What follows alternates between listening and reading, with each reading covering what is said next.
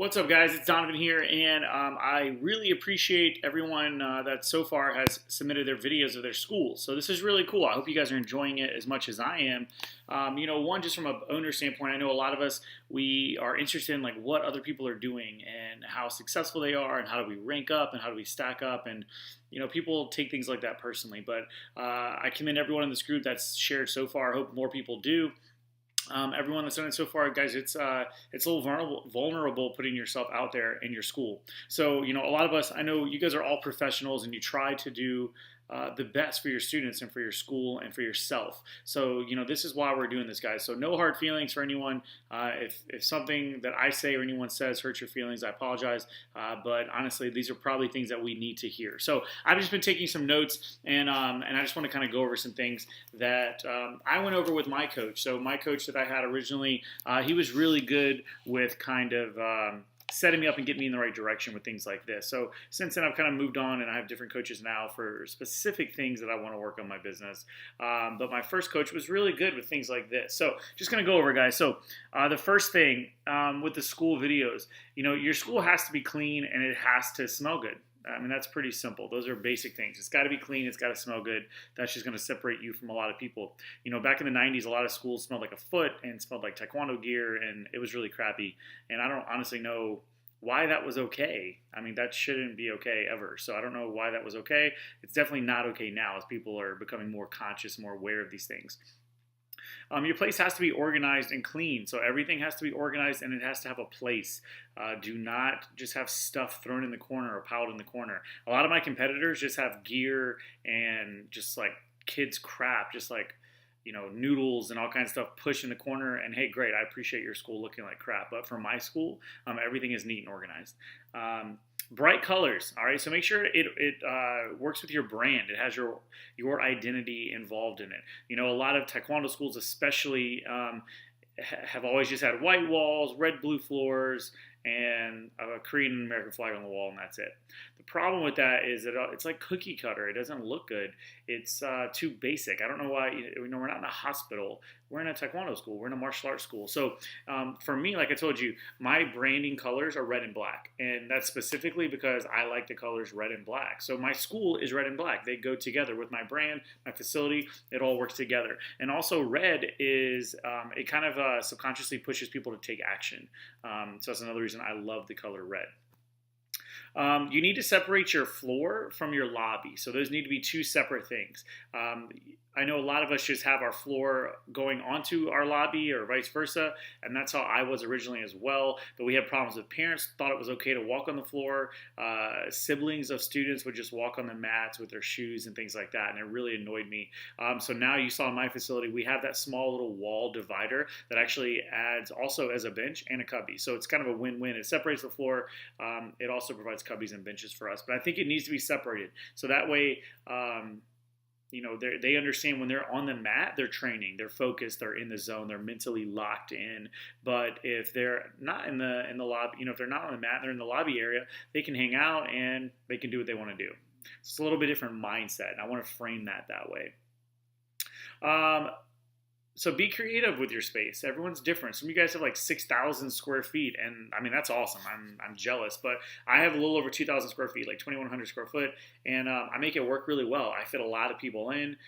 We have well over 200 students at our location, and we make it work. We're gonna eventually we could top out around $50,000 a month at that space, and I think that's a lot of money for the size of space that we do have. So it's not about having the most big, huge, amazing space. The bigger your space, you need more staff, you need more equipment, you need to clean more. It can become more of a headache. So if you can keep your space, I think the 2,000 or 3,000 square foot space, I personally like that the best. That's why I've modeled that with my system. No clutter. No clutter. Don't fall into the category of the person that has a shit ton of stuff all over the floor or just lined up against the wall. Guys, if your pads are stacked in the corner against the wall or your paddles are stacked on the floor, I don't care if they're stacked neatly. They're on the floor. They need to be on a shelf. So you can just put a hook, go to Lowe's, get a hook, and put it on the wall. Hang it on the wall. It's out of the way. All right, or you can create some type of shelving system to make this stuff look neat and clean. Like I said, for my school, we're building the cubbies that close, just because I want everything to be hidden away. So I want it to be clean, cut, tight corners. Do not have stuff on your floor. I used to be the guy, same thing. I had paddles on the floor. We had our shields were on the floor. We just had stuff that was on the floor. We had a fan on the floor because it would get hot in there, and I like airflow. A couple years ago, a year ago, we moved our shields off the mat. We got the fan. We got a new one. We installed it on the wall. People love it. It just looks bigger and cleaner and nicer in my school. So if you have anything on your mat, I don't care if it's neatly stacked in the corner, it needs to be off the mat. All right, everything needs to have a place. Even if you put that shelf, this custom shelf or something that you have built or whatever on the mat is fine, but it needs to be clean, neat, and organized. But if stuff's just like out stacked, it doesn't look good. All right, get it clean and neat. So that's a big thing, everything off the floor. And just another thing is be consistent with your branding. All right, guys, use the same font for your Facebook ads, for any ads you're creating, or your logos, your colors. Make sure everything looks the same. Everything's consistent. Try to use the same fonts. Try to use the same size of fonts. Try to use the same colors, and not like red and black. Try to use the exact red that you use all the time. Those things go a long way. You want people to think, your logo, and when they think of kids martial arts or kickboxing or whatever you do really well, you want them to thank you, and you want them to see those colors and immediately think of who you are.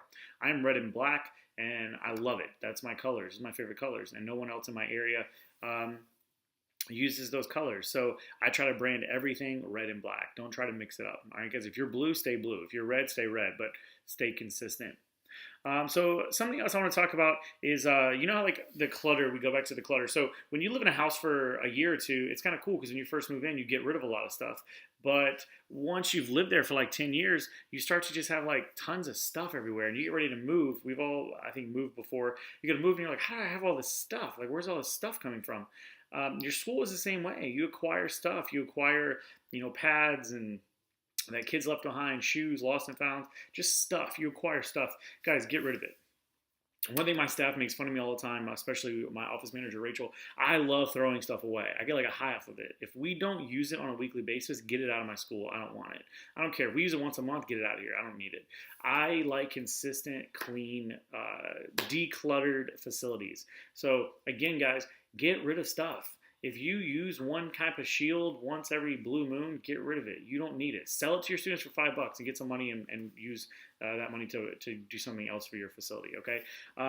So, guys, just like an old house, you start to acquire crap at your school, get rid of it. You don't need crap at your school. Get rid of it.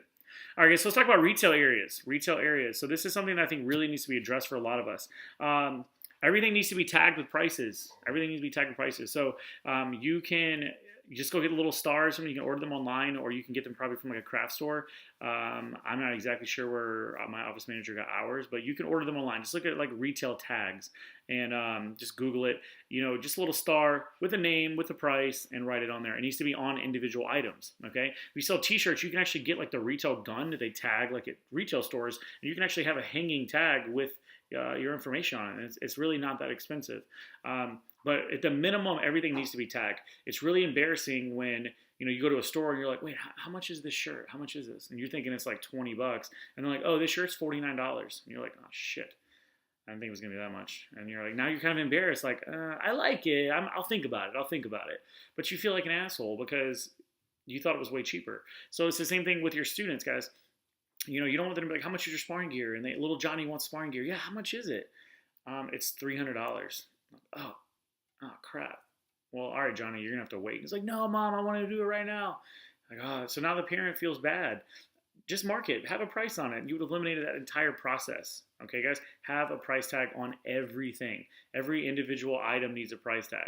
And if you have packages, you need to be able to have some type of neat, clean sheet that's in your retail area that has package information on it, so people know exactly what it is. Everything's transparent.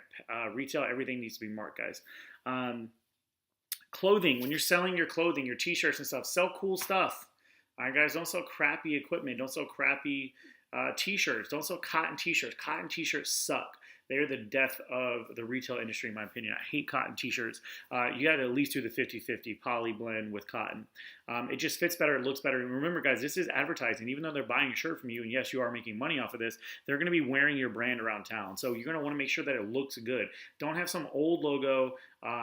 Think about stuff that looks good. Go to your local clothing stores and look at like Hurley, Ruka, shirts that kids are wearing, polos, whatever. Look at things that they're wearing and the branding that they're doing and copy that. It's pretty simple. There's really great, smart, successful people that are branding for big companies. Just copy them with your logo. I do it all the time, and we sell a ton of shirts. All right, guys, so make sure you're doing at least 50-50 poly blend. They make even nicer stuff like this Nike shirt. We do specialty shirts like this. This is a dry fit shirt, so you can find this type of stuff. Just make sure it's nice, it's clean, it's neat, it feels good, it fits good. Most places, too, you can order a sample shirt before. So actually, you can order shirts from 4imprint.com, 4imprint.com. They will send you samples of stuff before you actually make orders if you are interested in that. So check them out. But it needs to look good. It needs to have cool. Don't just have crappy hoodies and jackets and stuff. Like, if you're going to spend the money, get the good stuff. Retail cases and displays. Guys, if you have a retail case or a display, it doesn't work. All right, so here's the problem. It's like jewelry shopping or something. You're always like, I kind of want to look at that watch, but I don't want to have them take it out. So I won't ask about it. It's fine. You just lost the sale. Guys, you want to have it where people can touch it. Things need to be out. If you're selling t-shirts, you need to have racks of t-shirts and different color sizes. Everything you sell needs to be out. If you sell custom uniforms, they don't need to be in a display case where the person can't reach behind to get to them, okay? Everything needs to be out, clean, and in the open. You can easily get cubbies from Target or Walmart that can stack stuff in there with prices, and people can open them and touch them and feel them. No one goes to a clothing store, looks at a picture of a t-shirt and says, I'll take that t-shirt. Can you go grab it from the back for me? That doesn't work like that. All right, guys, they want to be able to touch it, try it on, feel it, look good, feel good. And, you need to have everything out. So if you have a display case, I know a lot of you guys do. I hate to be the guy to tell you, but I think you need to get rid of it. I think you need to have everything out in the open where people can touch it and actually be a part of it. I think you'll sell a lot more. People are going to be more likely to want to take things out of the case when they can easily get to it, and you're going to sell more stuff. Find stuff that people actually buy. Sell stuff that's cool. If you're selling like crappy little novelty gifts, like the little keychains with Hogus and stuff, dude, nobody wants that crap. All right, nobody wants it. Sell t-shirts that are nice custom t-shirts. Sell good sparring gear. My school now, we only sell Adidas sparring gear. We don't sell like the local Dynamics brands and things like that. We used to, and their stuff sucks. And then I have to go back to the parent 3 months later and be like, oh yeah, I don't know why your Velcro's not working. It's because it's a crappy product. Get Adidas, get Nike, get Vision, get something that is a good product that's going to last and they're going to appreciate. I have my Adidas gear, my sparring gear. My kids make fun of me at the school. I still use it. I got it when I was 14 years old. I'm 32 years old. I still use the same Adidas sparring gear. It works. All right. So make sure you're selling good stuff that people actually want to buy. So guys, when you're investing in your school, when you're thinking about, I know a lot of you guys own your schools. That's awesome. I don't own my school. Charleston's crazy when it comes to investing in property. I'm paying $22 a square foot right now for my school, and my new location that we're opening is over 30. So for you guys that own your school or have super cheap rent, I am jealous of you. Like I said, Charleston's like 30, 40 bucks a square foot. It's very expensive. That's another reason we have very high prices here. But if you're going to invest in your school, especially for those that own your schools, if you're going to invest in them, I would highly think of certain areas to invest in and where to go first, okay? So here's my thoughts on this. When someone wants to upgrade a home, the biggest things that they invest in are what? Think about it. The kitchen and the bathrooms, right? Kitchen and bathrooms are the biggest things. Bedrooms, people tend to sleep in them. You don't spend a lot of time in your bedroom unless you're sleeping. People do spend time in the living room, but it's very much relaxing. It doesn't have to be super nice. You want that area to be comfortable. But people do spend a lot of money in their kitchen because that's where most people hang out.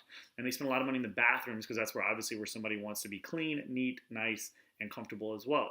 So when it comes to your school, invest in your lobby. Make sure your lobby is awesome because that is where parents hang out. Parents are not typically on the mat. They don't care if the mat has a tiny little scuff on it, but they do care if it smells like crap. They do care if your facility is not clean, if the parents' area is not accommodating to them. So spend most of your money on your lobby area, making sure it's nice, clean, and neat for your parents, and your bathrooms. All right, typically people will use the bathrooms every day at your school. You're going to want to make sure those two areas are very clean and very organized and look really good. They're bright, clean, organized, and look good. So spend your money on your lobby and your bathrooms, okay? Last thing here, guys, is just kind of know your area too. Know your area, know your brand. Like the Charleston, South Carolina style is very, very different than some of the guys out in El Paso or Las Cruces, New Mexico. It's very different. Charleston is just very different. There's different, just different styles, okay? So make sure you know your style and know, sorry, my dog is like playing with her toy here. So know your style and know, what works for you and what parents expect of your facility. Make sure it's clean, neat, and updated with the current styles in your area. All right. So one thing to think about is like a CrossFit gym. So when I first, one of my first business ventures was I opened a CrossFit gym with a best friend of mine, and our CrossFit gym, we wanted to target higher end successful people so we could charge them more money. So we had to accommodate our facility to work with people like that. So most CrossFit gyms, if you've ever been in a CrossFit gym, they're dirty, they're chalky, they kind of smell sometimes. They're really crappy. But that's kind of like what's expected. It's like okay in the CrossFit world. I don't agree with it, but it is okay. But so for us to be able to target higher end doctors, lawyers, people that can afford our product, our CrossFit gym, we went higher end. All of our equipment's brand new, Rage, Rogue. We went really nice equipment. And, we made sure the facility was clean and got professionally cleaned multiple times a week. We just made sure we're targeting to that market. So if your market is higher end people, you need to spend more money on certain things in your gym. If your market is more families and things like that, and just kind of like you have a lower price point, you don't necessarily need to spend as much money on certain things. But overall, guys, I think you're going to be really happy that you spent money on your facility, making sure it's clean, it's neat, and it's professional. All right, guys, so the big takeaways today, we're going to make sure your school's always clean, everything's organized off the floor. Oh, and last thing I forgot to mention, and some people might get mad at me about this, guys, no more folding chairs. No more folding chairs, no more plastic chairs. Everything needs to be permanent. Everything needs to look like it has a place, and it was built that way because you had a plan, okay? So make sure that everything you're doing in your school has a plan and has a reason. So you're going to want to make sure that you get rid of your plastic chairs, your folding chairs. It just doesn't look good, guys. Get benches, get things custom made. It's really not that expensive. Like I said, we built benches that also work as cubbies and wall separators as well. So it kind of worked out. All right, guys, if you have any questions, I would love to hear them. Hit me up below. As always, I'm going to give you my honest opinion. Get rid of the chairs, spend your money in your lobby, spend your money in your bathrooms, make sure your school looks clean, you'll be professional, you'll really appreciate yourself for doing it long term. I've never invested in my school and thought later like, damn, why did I do that? It's always been, I'm really happy that I did that. All right, guys, Donovan here from Martial Arts Business Made Easy. Get your school in check, and actually you're going to see a lot more results. You're going to see a bigger conversion rate. All right, guys, take care. Peace.